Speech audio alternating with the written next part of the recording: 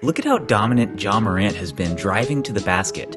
He's 6th in the league in terms of points per game off of drives. These gray lines behind him are 363 NBA players and how many points they're scoring per game in these 6 different ways. So as you can see for Ja, he really doesn't score that much from the field in these other categories. But a player who does score in a variety of different ways is Anthony Davis. He's 4th in the NBA so far this season in scoring in the paint, 4th from post-ups, and 3rd from the elbow. Next, I wanted to bring in a couple of Celtics. First, here's Derek White. He's impressively 1st in the league in scoring from catch-and-shoot opportunities.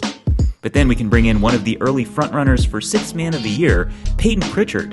And as you can see, he has been similarly lights out on catch-and-shoot looks, 7th in the NBA. Moving on, one of the breakout players this season has been Cam Thomas. He's averaging nearly 25 points per game, and you can see why. He's 12th in the league in scoring off drives and 10th in scoring off of pull-up jumpers. But then we can bring in his teammate on the Nets, Ben Simmons, and you can see how, apart from this little bit in the paint, Simmons is doing very little in terms of scoring. Now, you might be wondering who this line is way up here. Well, that's Shai Gilgeous-Alexander. He's 4th in scoring overall, but 1st by a long shot in terms of scoring off of drives.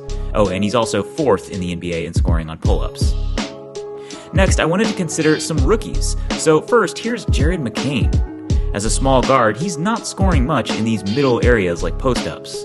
But then here's Jalen Wells for the Memphis Grizzlies, and he's a little more well-rounded with a slight edge in several categories. And then here's Zachary Risachet, and he's been a little underwhelming so far as a catch-and-shoot option for the Hawks. He's shooting under 30% from 3 so far this season. And then here's Dalton Knecht, and contrary to Risachet, he's been the most effective of these guys as a catch-and-shoot threat for the Lakers.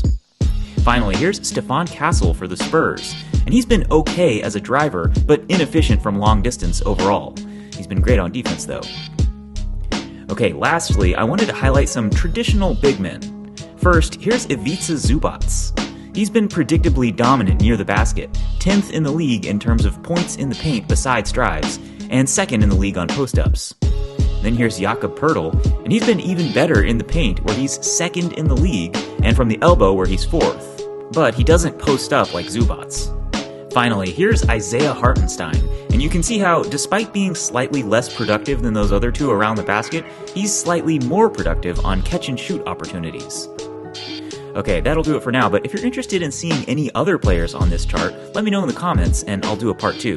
Alright, thanks for watching.